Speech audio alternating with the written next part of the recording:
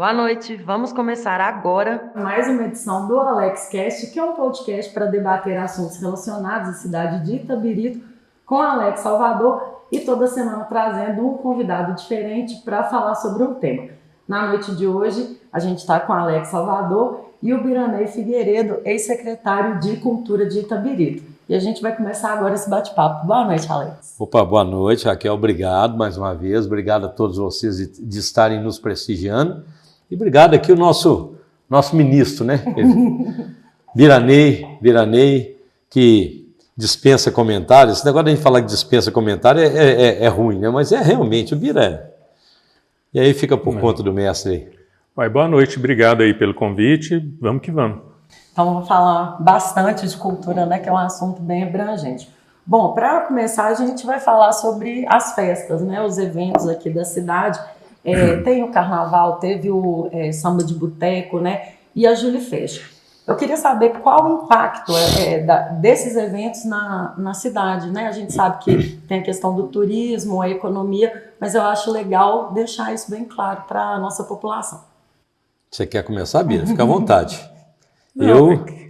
Eu só acho que a gente tem que começar do começo. Claro. E a questão dos eventos em Itabirito, ela nasce quando a AMIG, que é a Associação dos Municípios Mineradores de Minas Gerais, promoveram um evento aqui em Itabirito, né? Itabirito sediou um evento da AMIG, onde a pauta era discutir quais seriam as alternativas de desenvolvimento econômico no século XXI, para além da mineração, porque já era uma fala que as jazidas de mineração estavam exaurindo, e as cidades mineradoras precisavam buscar as alternativas. Foi um evento de 2 dias que aconteceu lá no Cinepax, um evento muito prestigiado pela imprensa. Na época, o Júnior Valdir Salvador era prefeito, e a Carta de Itabirito, que foi redigida ao final, com os anais aí que documentou essa atividade, já preconizava que a atividade turística com viés econômico, era uma das grandes alternativas, não só para Itabirito, mas para todas as cidades históricas.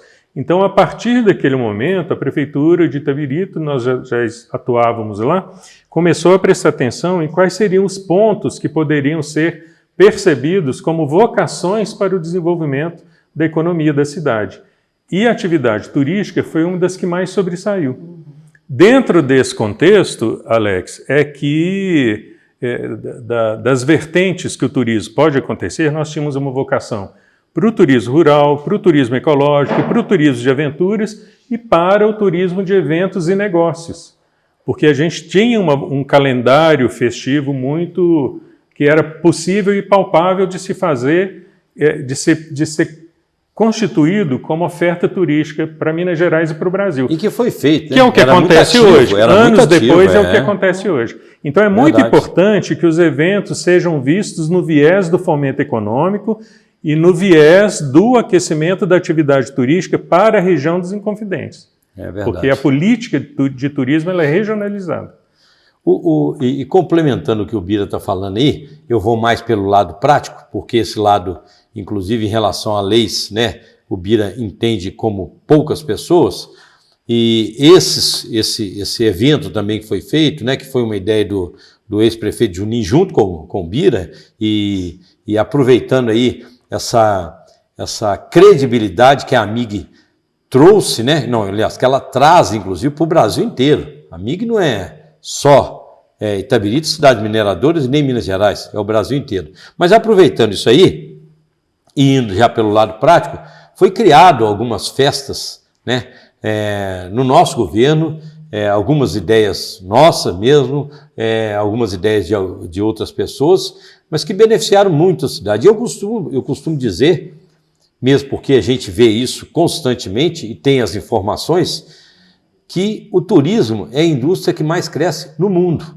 Se eu estiver errado, me corrija. Minas Gerais 2023 foi destaque, inclusive, exatamente, né, do turismo. Exatamente. E o carnaval desse ano também. Exatamente. Então, é a indústria que mais cresce no mundo, mais do que qualquer outra indústria. Se eu estiver errado, o Bira me corrige. Mas é porque o turismo tem cidades, tem países, tem estados, né, com a característica de produção de alguma coisa. Por exemplo, Minas Gerais, mineração, né? outros lugares, por exemplo, Mato Grosso, agropecuária e por aí vai.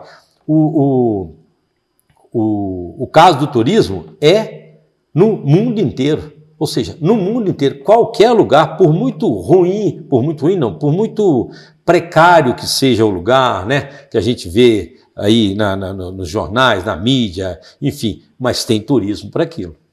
Tem turismo para tudo, é impressionante. E nós tivemos a sorte de criar algumas festas em Itabirito que cresceu muito essa frequência de turista em Itabirito, e nós ainda demos sorte que uma ocasião, nós até falávamos muito isso, e algumas pessoas, né, sempre tem essas questões políticas, as pessoas querem interpretar, elas não interpretam, não, elas querem interpretar e colocar na cabeça de outras pessoas o lado negativo, e a gente falava que Itabirito queria turista bom, né? O que é o turista bom? Não é o turista pobre, nem de qualquer raça, não. Nós queremos turista bom, é aquele que veio prestigiar o nosso turismo aqui, que faz bem para a cidade, que gasta, que procede corretamente e tudo. E nós tivemos uma fase brilhante com esse tipo de turismo em Itabirito, que foi muito, para nós foi muito bacana, que foi em 2014, próprio 2015, que nós tivemos que suspender a Julifest, porque nós não tínhamos recurso para poder fazer a Julifest, você lembra disso perfeitamente, e que hoje, graças a Deus, se você quiser fazer um Julifest por mês em Itabirito, você faz um Julifest por mês, né? E ainda sobra dinheiro e tem dinheiro para tudo. Nós temos esse privilégio de Itabirito hoje ser uma das cidades mineradoras mais ricas do país. Então, isso é muito bom. Então, nós criamos algumas festas e que foi sucesso, né? Foi muito bom, prestigiou o comércio, né? A economia girava, né? A economia ela movimentou bastante a economia, como foi, por exemplo, o samba de boteco, né? Que lamentavelmente acabaram com ele, mas o samba de boteco teve algumas edições do samba de boteco. Nós começamos, foi 40 dias ou 45 dias antes do carnaval, fazendo 2 edições por final de semana, né? E já estávamos com tudo programado para fazer no mínimo 3 edições e talvez, pelo crescimento que foi, talvez 2 no mesmo dia, porque enchia tanto em determinado local, que a gente ia fazer, por exemplo, uma no Santo Antônio, outra no São José, outra exatamente para poder dispersar um pouco, para diluir público. De tão bacana que ficou, de tão prestigiado que ficou. E além do mais, vinha gente, não era só as pessoas, claro que 80% das pessoas eram de Itabirito, mas pelo menos 20% das pessoas vinham de Ouro Preto, de Cachoeira do Campo, né, de Belo Horizonte, né, até de Congonhas. Eu encontrei com uma colega minha de Congonhas, que estudou comigo em Congonhas na ocasião, vindo prestigiar um samba de boteco aqui, que foi no Pausa, no bar que chama Pausa aqui em cima, que hoje não tem mais aquele movimento todo, mas é um restaurante e é muito bacana, por sinal, o lugar. Então, isso tudo movimentou. Teve dono de boteco aqui, que nós escolhemos, ou que foi sorteio, depende lá da ocasião, que eu não lembro muito bem como que foi, mas teve inclusive uma ocasião que foi até sorteio, né? E teve umas pessoas que não quiseram fazer, que também a gente tentava prestigiar, mas ela não queria, depois que passava queria, mas acontecia isso, né? Teve gente que sinceramente tirou o pé do atoleiro. Com um dia estava assim, resolveu o problema financeiro dela, que dá muito tempo, e era verdade. Nós dávamos, a prefeitura patrocinava a banda, a infraestrutura ali de segurança. De segurança e o som, e o pau comia, como diz o outro, né? Era muito bom. E o pessoal, quando chegava no carnaval, já estava todo mundo entusiasmadíssimo com aquilo. Então chegava no carnaval, aquilo ali parecia que a gente estava guardando as devidas proporções, esperando, como às vezes o pessoal do Rio espera, né, o desfile das escolas de samba, é o que esperava aqui, o que a gente fazia com o samba de boteco, que a gente movimentava, era exatamente isso. Belo Horizonte mesmo, né? Agora tem muita política de melhor exemplo. Pré-carnaval. Exatamente. Ô, Alex e o Birani, falando aí de carnaval, esse ano o carnaval ele teve muita reclamação. Em rede social era possível ver, até na própria reunião de Câmara, vídeo de alguns vereadores, né? Foram reclamações bem pontuais com relação à decoração, com relação a público, com relação a atrações, falta dos blocos.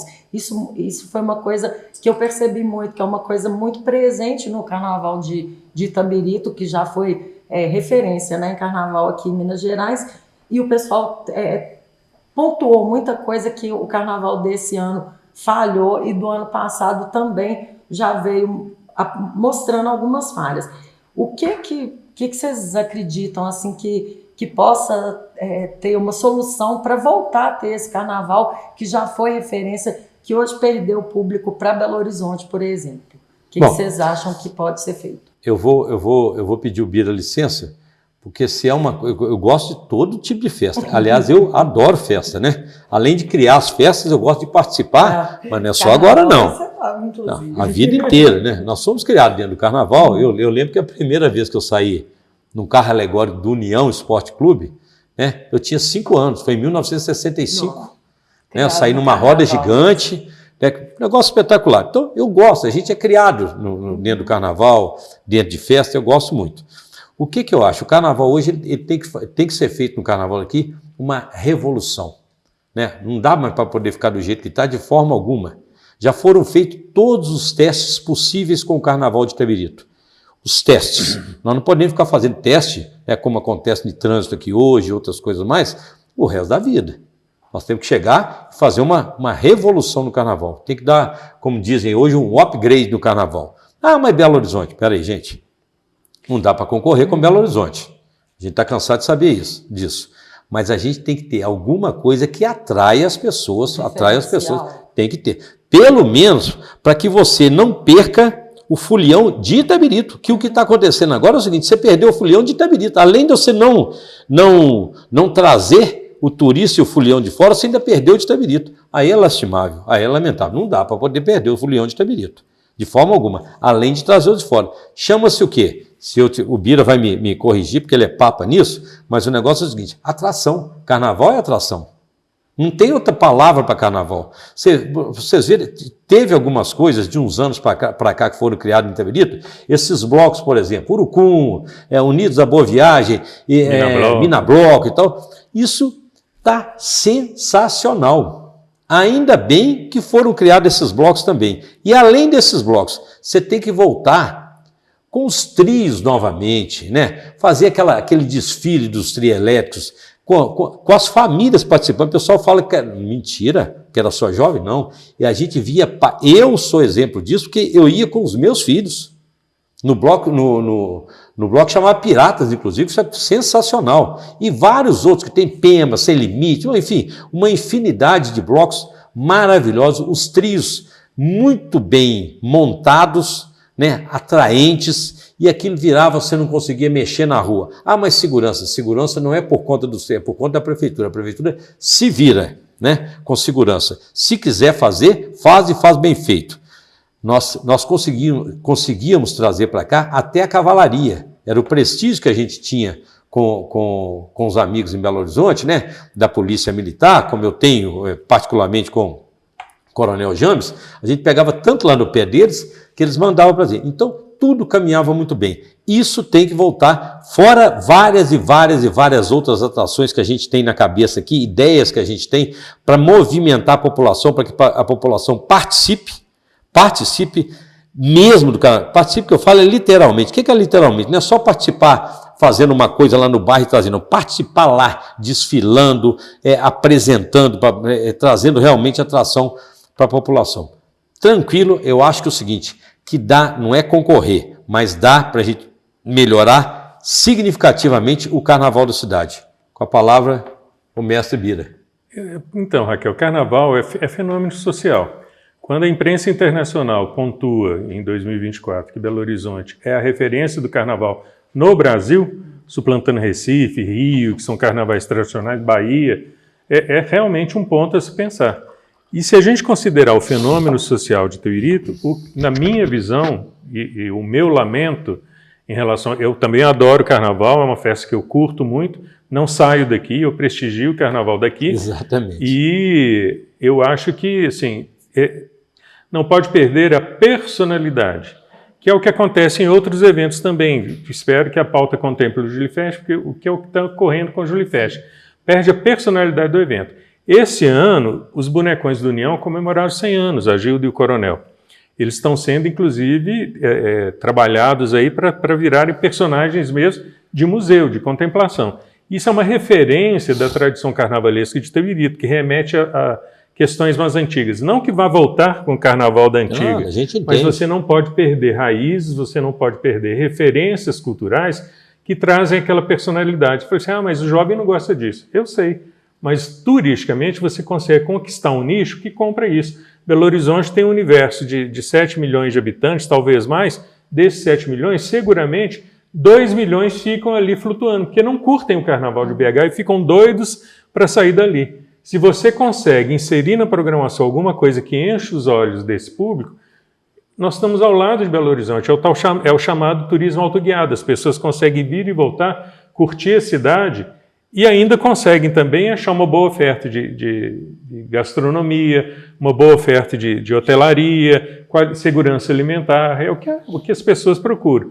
Então, assim, é um contexto social que a gente não pode... Estou falando isso tudo para resumir o seguinte: é um grande diálogo, Alex, que precisa ser aberto com a comunidade, com a população, ouvindo todos os públicos, porque é uma festa democrática. Sim. Todo mundo gosta de carnaval, a criança, o jovem, o idoso. Então, assim, estruturou-se o Espaço Kids, tem o Carnaval dos Blocos, tem os pontos ali que privilegiam músicas mais contemporâneas, mas tem aqueles também que atendem um público mais antigo, mais tradicional, assim como tem agora a implantação dos shows em âmbito nacional, que é muito bom, que é fabuloso e que faz a movimentação financeira acontecer. O carnaval não acaba, eu acho que o carnaval ele pode ser remodelado e o que eu espero é que Itabirito saiba, com muita consciência e sutileza, preservar a sua identidade, a identidade cultural que é daqui.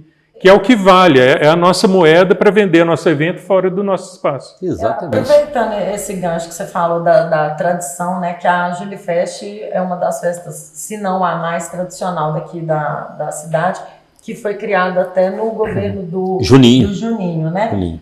E você tocou nisso, que perdeu um pouco, eu não sei se é a essência, a tradição. Eu queria que você falasse sobre isso. Bom, o Julifest é porque eu participei do nascimento do Julifest, então eu fico falando... Fala com propriedade. Com sentimento meio paterno, assim. Dói quando as pessoas mudam o perfil do evento. O Julifest ele não pode cair no golpe de virar um evento comum, de virar um evento só de calendário. É outro evento que precisa manter sua personalidade. De tradição, de gastronomia rica, de preservação da memória, de culto ao pastel de angu, que é a joia gastronômica da cidade. Bira, só um minutinho. Não é preciso que a população entenda o seguinte: nós não vamos deixar de fazer os shows que tem no Julifest de toda qualidade de música, não é isso não. O Julifest hoje, ele comporta inclusive 8 grandes shows. Ele não tem necessidade de ficar com um show grande só por dia. Ele comporta 8 grandes shows, ou seja, 2 shows grandes por dia. Sem falar da roda de samba, que virou já uma coisa, um sucesso, né? E que tem que ser com algum grupo de samba, algum cantor, de nome mesmo. Isso não tem dúvida disso. Só para lembrar que é o seguinte, porque senão as pessoas interpretam mal, falam, tá vendo, vai acabar. Não é isso não. Pelo o Bira está contrário. falando, exatamente. Não, é só, eu estou interpretando, eu estou fazendo esse parênteses aí, Bira, é porque a gente entende muito a língua do povo, né? Graças a Deus que a gente entende. Então, por isso que às vezes as pessoas podem confundir, mas o Bira está 100% correto. Quando eu falo da personalidade da festa, é da tradição mesmo, é do sistema construtivo das barracas, das regras que as associações precisam cumprir, porque o Julifest são vários eventos dentro de um. Antes do Julifest chegar na praça, acontece um outro evento social, que são as reuniões com as associações de bairro para se discutir a construção do evento. É onde se discute regulamento, onde se discute o que pode, o que não pode, o que vai funcionar, porque a prefeitura não toma decisão sozinha. É um evento da comunidade, é um evento comunitário. Queria então, até que você aproveitasse, depois que você acabasse de dar essa explicação, e falasse qual foi o objetivo da criação do Julifest. Mas fica por sua conta. Mas antes disso... Foi um pai também. Se você não foi o pai, se o Juninho foi o pai, você é pelo menos o padrasto bom. O que é importante dizer é o seguinte: hoje é inevitável a gente desassociar a presença da tecnologia no Julifest, a interação de público, a possibilidade da internet, a interação que se faz com a rede social. Isso é fabuloso. E a linguagem visual, que é muito importante, que agrega valor também. Claro. Mas o que Alex pediu que fosse falado. Essa essência inicial que era fortalecer o movimento comunitário, é fortalecer a qualidade e a eficiência da mão de obra do público. As associações comunitárias são ferramentas de trabalho que um prefeito, um gestor tem para dividir responsabilidades com eles. E quando as associações comunitárias são bem trabalhadas e bem orientadas, são lideranças políticas, econômicas, sociais, que estão trabalhando ali em favor do desenvolvimento da cidade. Para vocês terem uma ideia, houve um tempo que a premiação do Julifest não era em dinheiro, ela era em insumos. As associações preferiam ganhar freezer, ganhar fogão industrial, ganhar jogos de mesa, porque é o que elas precisavam para ter uma vida dinâmica de associativismo nos seus bairros. E essa essência, o Julifest nada mais é do que um grande programa de educação patrimonial, onde as pessoas entendem o sentido da preservação cultural, seja gastronômico, seja do sistema construtivo, das raízes do interior de Minas Gerais, mas associado e incrementado com esse universo da música, com esse universo do encantamento, do show, das danças, do folclore, da presença das manifestações tradicionais da cultura. Então tem espaço, como ele falou, cabem todos os shows de grande porte, mas cabe também aquele doce, aquele sabor leve da cultura mineira, das tradições, das lavadeiras, de poema. E nós temos até tempo para isso, no próprio Julifest. Se você entender e observar, nós criamos a roda de samba no sábado à tarde, sucesso total, não tinha nada, tinha um ou outro passeando. Não funcionava à tarde. Não funcionava à tarde. Foi criado isso, que até, aí vocês me desculpem a modéstia, né? Isso aí foi eu mesmo. Sim, foi, velho. Foi eu mesmo que tive essa ideia, né? Porque eu sou doido com samba. Assim como samba de boteco, assim como forró de boteco, foram ideias suas, mas aí de descentralizar. Mas aí o que aconteceu? Por que não aproveitar amanhã de sábado, entendeu? E o domingo pela manhã? Entendeu? Tem condição de fazer. Porque antigamente se aproveitava. As associações ofereciam o café da manhã, o café colonial, para as pessoas irem lá visitar, que era a vovó, o vovô, o deficiente, que às vezes não conseguia enfrentar o grande público e que ia ali no domingo pela manhã para poder tomar o café da manhã em família. Essa ideia pode ser aproveitada hoje, não tem que esperar nada acontecer, entendeu? Isso pode ser.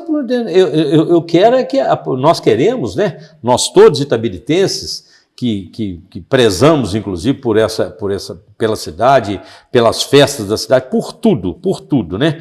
Mas a gente quer que aconteça isso rápido, porque é coisa fácil de fazer, né? É uma boa ideia, uma excelente ideia que o Bira está trazendo e que a gente pode começar a movimentar, as pessoas podem começar a movimentar já hoje, né? Tranquilo. E agrega valor, né? Exatamente. A verdade é essa. Amplia, né, o leque do público. Bom, agora a gente já passeamos aí bastante nos eventos de Itabirito. Vamos entrar agora numa parte mais técnica, né? Que a gestão passada, ela é tida como a gestão que mais criou conselhos em comparação a todas as outras nessa parte aí da cultura, né? Que é o Conselho de Políticas Culturais.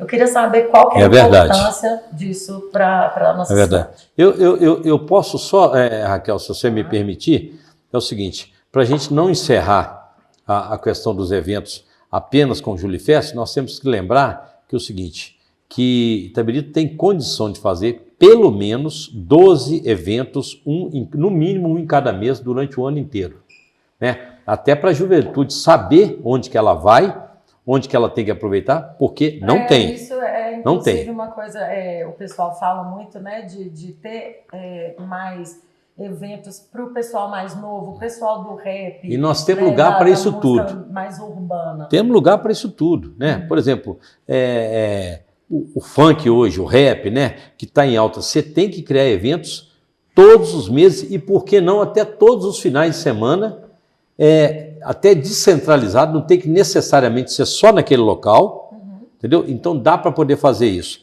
E lembrar que nós fizemos também o forró de boteco, que ele tem que voltar ao forró de boteco, que ele antecede a Julifest e que foi muito interessante. Nós não tivemos, foi prazo de fazer como a gente queria, mas ele deu certo. É uma outra coisa que deu certo, é porque pouca gente lembra, porque foi realmente, parece que foi um só que nós fizemos, não é isso, Bira? Nós fizemos 2 anos. 2 anos, né? E já o samba de boteco estourou durante muito tempo. Mas pode ser feito. Outra coisa, viação gastronômica, que é criada por nós, né? A comida de boteco, o Festival da Canção, que nós voltamos, depois de 40 anos, voltamos com o Festival da Canção para a praça, que foi um sucesso, né? Outros, Festival de Jazz que nós fizemos naquela ocasião também, foi até, eu lembro de ver uma banda só de instrumento de sopro aí, que foi o Barral, aquela Muito época bom. foi um negócio assim, espetacular. Trouxemos João Bosco, Wagner Tiso, Erasmo Carlos, todos através de uma lei que a gente quase não gastava. Aí o Biranei vai complementar aqui essa questão, porque ele que era a pessoa que, né, o protagonista de tudo ali era o Bira, a verdade era essa, ele que fazia tudo, pedia o aval da gente, a gente concordava evidentemente e o negócio sempre era sucesso. Então isso tudo tem que voltar porque nós temos condição para isso, né? Hoje nós temos condição, inclusive, que é o que a gente não tinha absolutamente nada na época, condição financeira, que é o mais importante. Você investe R$1 milhão numa festa, por exemplo, o retorno, o lucro, não vou falar retorno, o lucro, para as pessoas entenderem direitinho, é de pelo menos 500 mil. Lucro. Você paga o que você investiu e ainda tem mais 500 mil de lucro. Se eu estiver mentindo, você me corrige. Eu diria que até mais, e o bom disso é que é um lucro, né? Assim, um rendimento na economia formal e na economia informal também. Exatamente, que é o pipoqueiro, o algodão doce, o artesão informal que está ali, que gera oportunidades para ele. Mas a questão que você falou dos conselhos, o que acontece? Eu acho que isso é uma situação que, às vezes, o gestor, né, ali na cadeira de prefeito, ele não lembra de prestigiar, que é um fato importante, por exemplo, que aconteceu na gestão de Alex, que foi a implantação do Sistema Nacional, do Sistema Municipal de Cultura e do Sistema Municipal de Turismo. Por isso a criação dos conselhos. Os sistemas federais, são políticas públicas do governo federal, eles preconizam que os municípios precisam ter um plano municipal que orienta o desenvolvimento daquele segmento por 10, 20 anos, precisam ter um fundo municipal para aplicar e fomentar esse desenvolvimento e um conselho municipal que delibere em cima das pautas pertinentes àquele conselho. Só que tem muitos gestores que não enxergam a importância disso, e foi uma situação que Alex colocou Itabirito numa situação muito confortável, que Itabirito foi meio pioneira. Eu lembro que quando nós elegemos o nosso primeiro Conselho de Políticas Culturais, Itabirito foi o primeiro município, isso não sou eu que estou falando, foi o próprio Ministério da Cultura que falou, que fez um pleito como se elege um conselho tutelar, por exemplo. Não foram indicações, foi na base do voto. As pessoas, e é assim aplicado até hoje. Foi uma prática aplicada. Então, o primeiro Conselho de Políticas Culturais... está muito na moda, sempre democraticamente. Democratizou. E aí, exatamente. A política pública, ela preconiza exatamente a democratização do acesso das pessoas a esse fazer cultural. Quando o Alex fala da presença das leis de incentivo fiscal, ajudando o governo a fomentar a ação cultural na cidade, é porque a gente realmente lançava mão disso. A gente ficava prospectando os projetos que eram aprovados nas leis de incentivo do Estado e do governo federal. Os produtores, eles aprovam os projetos, captam os recursos e não têm onde executar. Então a gente pescava essa turma, que foi o caso do Barral, foi o caso aí, um caso que é antológico, que foi o show do Alceu Valença com a Orquestra Ouro Preto, que foi financiado pela Gerdau aqui no Julifest.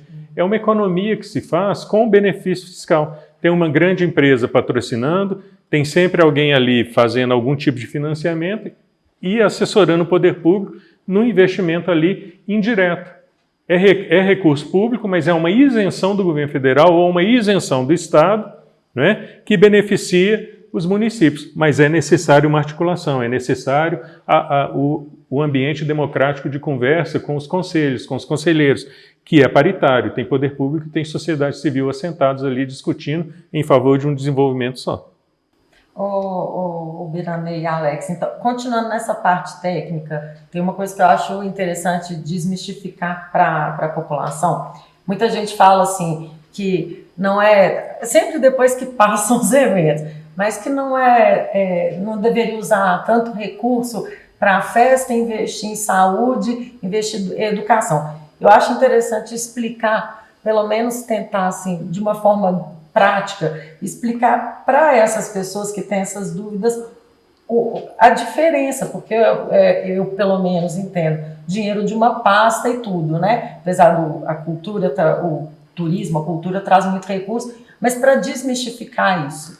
Perfeitamente. Isso aí é uma coisa que eu gostaria de falar, até porque é o que realmente hoje apenas uma pequena parte da população que entende assim.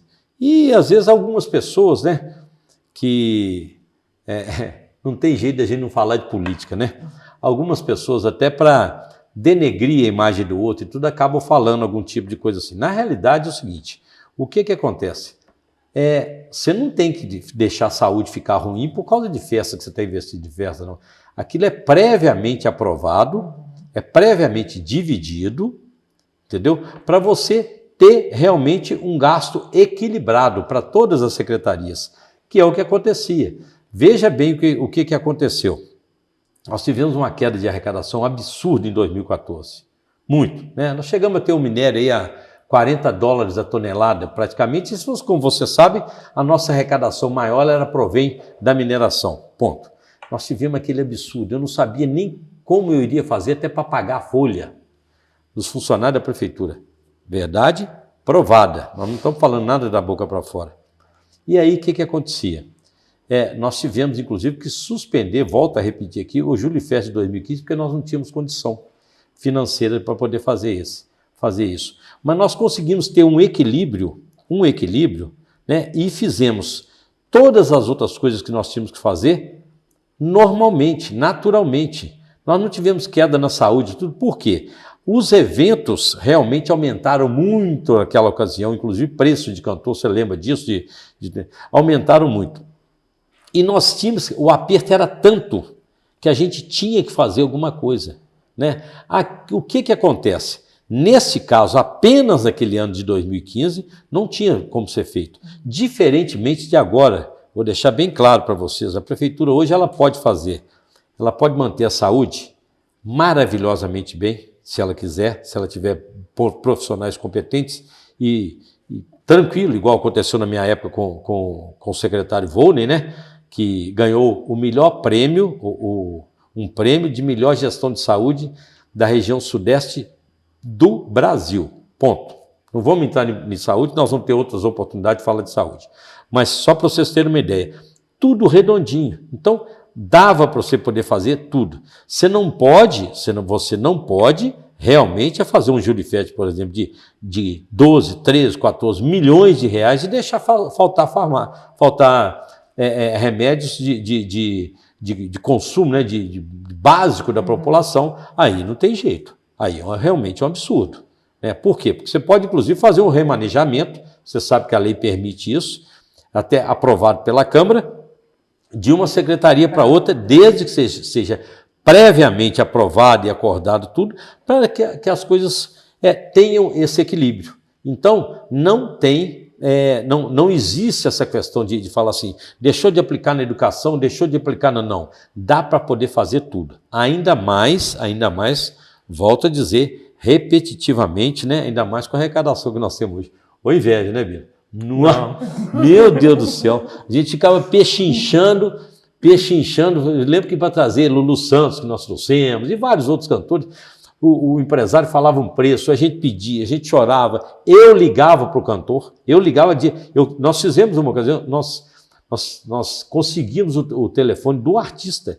Eu cheguei a ligar para o Sidney Magal, que foi um sucesso, porque as pessoas acham que o Sidney, mas foi um sucesso naquela sexta-feira, né? Agradou todo mundo, bacana demais, porque dá para agradar todo mundo, e igual eu te falei, dá para fazer 2 shows grandes por dia na Júlio Fest. Cheguei a ligar para ele, pedir e falar, e sensibilizar ele, porque quem manda é ele mesmo, né? Quem manda é o artista mesmo, se ele quiser, e nós tivemos condição de fazer tudo isso. Então, dá para distribuir perfeitamente, sem prejudicar a outra secretaria. Não, assim, mas eu falo assim com tranquilidade. Dá para fazer, ainda mais com esse dinheirão todo que nós temos, dá para fazer com muita tranquilidade, sem prejudicar. Isso é que eu tenho que deixar claro para a população. Você não vai estar prejudicando nenhuma secretaria, nenhuma. Mas aquilo foi um ano e que eu tinha que tomar aquela decisão, né? E além do mais, tenho até que agradecer a população, que a população compreendeu perfeitamente naquela época. Não teve crítica, né? Eu fui para as rádios, né? Porque aquela época, não, há pouquinho tempo atrás, não se falava tanto em rede social igual fala hoje, eu fui para as rádios, fui para os jornais e expliquei e a população entendeu. Desculpa, Bira, mas eu tinha que fazer esse... Não, mas é correto, é Tá? isso aí. Bom, ainda falando aí um pouquinho da parte técnica, dando uma pincelada aí, então, na Lei Rouanet, que é uma forma de conseguir recurso, né, para os shows e eventos, e muitos artistas locais, eles não têm conhecimento sobre o direito a ela. Aí eu queria que você falasse um pouquinho sobre a Lei Rouanet, até para os próprios artistas. Raquel, todos os recursos que vêm da iniciativa privada, sejam recursos próprios ou recursos incentivados, que vêm através das leis, tanto da lei estadual que isenta o ICMS, como da lei federal que isenta o pagador do imposto de renda, né? Na verdade, são recursos públicos, mas que são transformados em benefícios fiscais para financiar produção cultural. E isso se dá em forma de editais, se dá de várias maneiras. O gestor público hoje, ele não pode se beneficiar diretamente, a prefeitura não pode mandar projeto para a Lei Rouanet, mas os municípios, eles têm obrigação de fazer valer até para aquecer a economia local. Quanto mais projetos aprovados na cidade, melhor. Porque se você tem aí 2, 3, 4 milhões de projetos culturais aprovados pelo produtor local, com iniciativa, nós estamos numa cidade mineradora, todas as mineradoras pagam imposto de renda, então todas elas ficam atrás de projetos para serem financiados, né?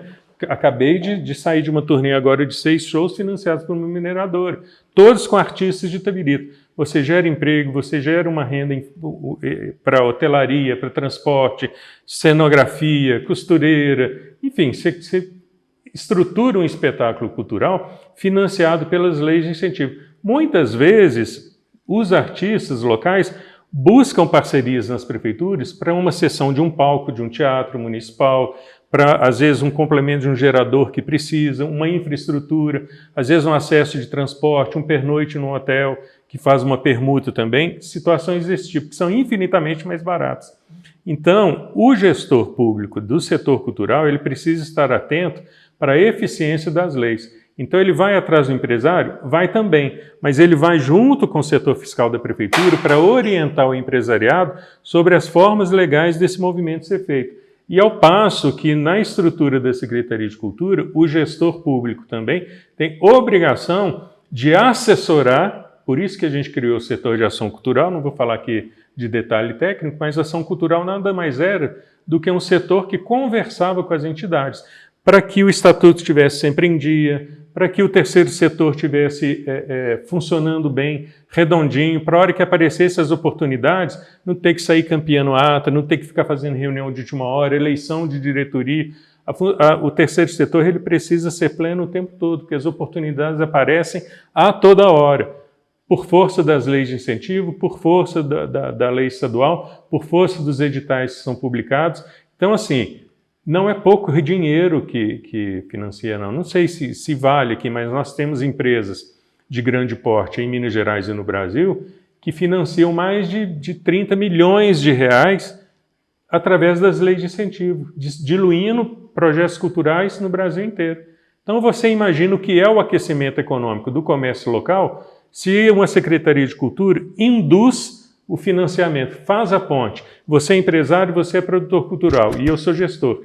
Eu te apresento, eu faço esse elo, eu crio esse vínculo. Então eu estou jogando ali no mercado local uma fonte inesgotável de dinheiro, que vai da farmácia ao posto de gasolina. Está dando para entender a lógica? Então, assim, é uma cadeia produtiva que é movimentada a partir de iniciativas políticas, de iniciativas de incentivo mesmo. Então, o papel do poder público é de observação, mas é de fazer essa articulação, é de pegar a contabilidade da prefeitura e falar assim, olha, tal empresa, elas praticam lucro real, então elas podem ser induzidas a financiar projetos de lei de incentivo fiscal do imposto de renda, por exemplo. E quanto mais se aplica, principalmente no artigo 18, que dá a possibilidade da isenção de 100% do valor financiado, aí é o que mais acontece, que é o caso de por exemplo, recuperação de patrimônio histórico, fomento das tradições, o projeto do Plano Municipal do Livro, Leitura e Bibliotecas. Conseguiu, né? Sim, a gente fez várias coisas, várias iniciativas. Aquela restauração, aquela reforma Sim, toda do centro histórico, da cidade, junto com a Gerdau. Né? A própria casa dos Josafá lá em cima, que você conseguiu, a parceria com o Ministério Público para a reforma das igrejas, as 2 igrejas de Acuruí, a igreja de São Gonçalo do Monte. A Prefeitura não fez nada além de articular, junto com a comunidade, junto com o Ministério Público, utilizando a plataforma Sementes, que é outra plataforma viável, importante, que é muitas vezes pouco utilizada e que tem recursos ali disponíveis para toda essa natureza de serviço. Mas para conseguir isso, Raquel, você tem que ter projeto, Exatamente. seriedade e credibilidade, né? Aí não tem nada a ver com a política. Aí é credibilidade, com os projetos, né? E a força de correr atrás, de ir, né? De pedir. É isso mesmo. E se faz dessa forma mesmo. Pedir que eu falo... Não tem outra... exatamente, a palavra é essa. Todo santo dia tem um edital publicado aí, criando oportunidade. Todo santo dia. Tem plataformas na internet só de editais culturais que ficam disponíveis aí, de toda a natureza. E as pessoas aproveitam pouco, porque também tem o hábito, né, de ganhar na mão. E não é mais assim. Exatamente. Nós estamos no século XXI. E não tem cabe essa mais comodidade isso. Também das cidades. E isso é que o gestor público tem que entender, juntamente com os secretários. Quanto menos dinheiro você gastar da prefeitura, principalmente com isso, melhor. Entendeu? Aí vai sobrar para você fazer mais eventos que não dependem disso e que aí vai fazer a cidade movimentar. São mecanismos muito positivos. Exatamente. Para reduzir o gasto da prefeitura. Para contribuir, sabe? Eu não, nem diria reduzir, mas para contribuir com enriquecimento. Eu vou te dizer que durante um bom tempo, naquele período ali, de 2015, 2016, com aquela crise financeira, o calendário da Casa de Cultura, por exemplo, foi todo calcado em ações de lei de incentivo, que não tinha um palco para se apresentar e a gente simplesmente oferecia isso. Raquel, é uma estratégia. Era todo o mês a Casa de Cultura. Todo mês. Nós conseguimos trazer para cá aquela várias campanha peças, do teatro, campanhas de popularização do teatro. E de fazer, inclusive, teve uma vez que fizeram 3 sessões no domingo, você lembra disso? Sim, lotado. Ou seja, falta isso. Né? O povo precisa disso. Ingressos a preços popularíssimos, né? E movimentava, e tinha oportunidade, todo mundo tinha oportunidade de ir na Casa de Cultura, ver peças teatrais que se apresentavam nos grandes teatros de Belo Horizonte, estavam aqui na Casa de Cultura. É isso então, aí. assim, muito bacana, é muito bonito. É um entusiasmo só, né? Quando eu falo, às vezes... mesmo. Que a gente tem que ter entusiasmo com a vida pública, né? Com a administração pública, é esse que eu falo entusiasmo. Não é só de você ver a saúde maravilhosamente bem, não. Você vê construir apartamentos para as pessoas que precisam, o trânsito fluindo bem, como a gente já teve a oportunidade de falar, a educação, todo mundo satisfeito, inclusive os funcionários, né? Isso tudo faz parte. É o entusiasmo, não é só o dinheiro, né? É o entusiasmo que a gente tem e principalmente o gestor tem que passar isso para a população e para os funcionários públicos. É isso que tem que ser feito, né? Isso aí o Bira... bom, enfim, eu fico aqui querendo dar alguma opinião, mas na realidade está na mão de quem entende, eu né? Acho A gente assim, fica Raquel, satisfeito. O arremate ele tem que ser feito no seguinte sentido. A sociedade ela precisa entender cidadania para poder praticar. A gente tem mania de usar alguns termos, cidadania é um deles, sem saber de longe o significado disso. Então, o ser cidadão é um aprendizado que vem desde o berço. É o núcleo familiar, é a boa escola, é a qualidade do ensino, são as oportunidades que são geradas na nossa vida. Uma criança que tem, além do ensino formal, uma vida cultural bem desenvolvida, ela tem uma tendência muito mais forte a ter uma carreira progredir na vida, uma carreira acadêmica mais destacada, ela vai se portar melhor numa entrevista de emprego, ela vai saber dialogar sobre vários temas. Social, né? Então, assim, é um processo de formação humana mesmo. Então, por isso que eu digo, é obrigação do poder público financiar e estar com esses sistemas em funcionamento, por causa disso. Nós estamos falando de desenvolvimento humano. E existem N iniciativas. Não dá para pensar hoje, no século XXI, uma população burra. Pelo contrário, você tem que ter desenvolvimento. Com tanta tecnologia, com tanta informação, com tanto acesso, você precisa criar essas oportunidades. Não tem tanta E justificativa, né? Itabirito sempre fez isso muito bem, né, Alex? Então, passou até uma história na minha cabeça aqui, porque o Juninho pregava exatamente isso. Sim, o Juninho pregava em todas as festas, todas as entrevistas, que aliás foi o nosso professor nisso também. Ele falava muito. A pessoa que se dá bem na cultura, né, no teatro, no coral, na banda, a tendência é ele progredir na sua vida profissional ele fica mais desinibido, ele fica mais leve, né, nessas entrevistas, nessas coisas todas. Então, isso foi um aprendizado também nosso, né? Que deu muito certo. Eu dou um exemplo aqui, que com muita tranquilidade, porque eu vivi 34 anos dentro dessa entade, que é a Associação Cultural Os Canarinhos de Itabirito. Os Canarinhos hoje é uma entidade que promove uma gestão cultural fabulosa, toda financiada através das leis de incentivo, praticamente, naturalmente, que lança mão dos recursos públicos também, como subvenção, Fundo da Infância e da Adolescência, que é direito, né?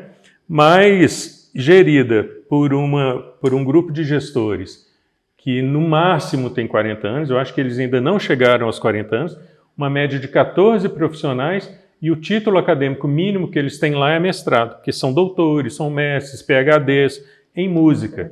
Isso no município é uma transformação e tanto que se faz. É um privilégio, né, gente? Eu estou dando o exemplo de uma entidade, sem falar das bandas de música, que também centenárias, dos grupos outros de folclore, corais que outros tem, né? tantos. Descendo a ladeira e outros mais que a gente... Foi se apresentar, acho que em Conselheiro Lafayette, não tem muito tempo, e mais uma cidade. É um grupo reconhecido internacionalmente. Mas o Canarim já exatamente. Não tem muito tempo que eles fizeram a E é um mérito que é da comunidade, entendeu? Mas a prefeitura sempre é ali do lado. Para terminar, Biranei, alguma mensagem assim especial sobre esse assunto que realmente, quando falaram assim, que você é mestre, foi uma aula de cultura, pelo menos para mim. Hoje acredito que para todo mundo que vai assistir. Não tem mensagem. Mensagem assim, para a população num ano tão importante como é esse, né, de 2024, é a gente se remeter ao hino. Itabirito, grande nome, que grande expressão. Né? Mas esse grande nome e essa grande expressão só se consolida se o povo, se a gente de Itabirito tiver realmente essa grandeza, essa expressão, essa sensibilidade de entender o potencial que essa cidade tem para vários segmentos, para várias frentes, e incentivando cada vez mais a educação, incentivando cada vez mais a formação cultural, promovendo esse desenvolvimento, aquecendo a economia, fazendo a geração de divisas, aquecendo todas as frentes e respeitando o posicionamento das pessoas. Então, isso é muito importante. É mirar, né, no seu objetivo, seguir em frente e respeito acima de tudo. Alex, uma palavrinha para quem assistiu a gente até aqui. Na realidade é o seguinte, a cultura, ao contrário de alguns outros segmentos, ela é muito ampla. Você começa a falar de cultura, o que acontece? Daria para a gente realmente ficar aqui mais pelo menos 1h30, 2 horas falando sobre cultura, falando o que a cultura rende para a cidade em vários aspectos, né? Educação, disciplina, né? E uma série de outras coisas que a cultura traz para a cidade. Em relação ao patrimônio, não é só o patrimônio físico, não, né? Entendeu? Então, muita coisa relacionada à cultura. Mas a gente nem consegue ficar falando esse tempo todo sobre cultura. Mas eu acho que a base, né? A essência, a intenção, o que é preciso ser feito, né? O que já foi feito, o que tem para fazer, já foi bem colocado aqui. A cidade ela é dinâmica em todos os aspectos, inclusive na cultura. Então tem muita coisa para se fazer, né? Tem muita coisa que pode se fazer na cultura e a gente fica assim agradecido por essa oportunidade, né? Eu tenho que agradecer muito ao Bira. Nos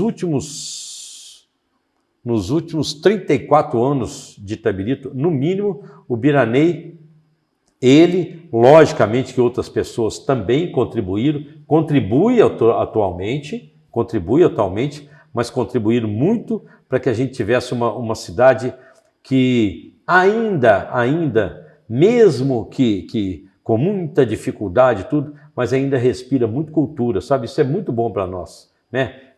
Ela respinga positivamente em todos os setores da nossa cidade a cultura. É o que eu penso, né? Então, o Bira foi o protagonista disso nesses últimos 34 anos, logicamente que com pessoas como foi o caso do Juninho, que criou, né, a maior, pelo menos foi considerada, a maior festa junina do interior do estado de Minas Gerais. Foi um título que nós recebemos da Secretaria Estadual de Cultura, se eu não tiver errado, se eu tiver errado, o Bira me corrige, né? E foi a Julifest é uma coisa fantástica. Nós falamos aqui de várias festas, mas as duas principais festas que a gente tem na cidade hoje, as principais e as maiores, realmente, Carnaval e Julifest, né? Então a gente tem que estar sempre falando disso. Mas só que tem condição de melhorar tudo, mas melhorar muito, melhorar consideravelmente, melhorar mesmo, tanto uma festa como outra, e todas essas que nós fizemos. As que acabaram, voltar com elas, porque o povo tem necessidade disso, né? E as que estão aí, melhorar ainda mais. Então, é isso que eu tenho essa tranquilidade. O pessoal fala muito que eu fui um prefeito festeiro, né? Quem não gosta de festa? Nós gostamos. Semana Santa não é festa? Semana Santa é festa. Precisa de motivar, precisa de incentivar para que se torne uma festa.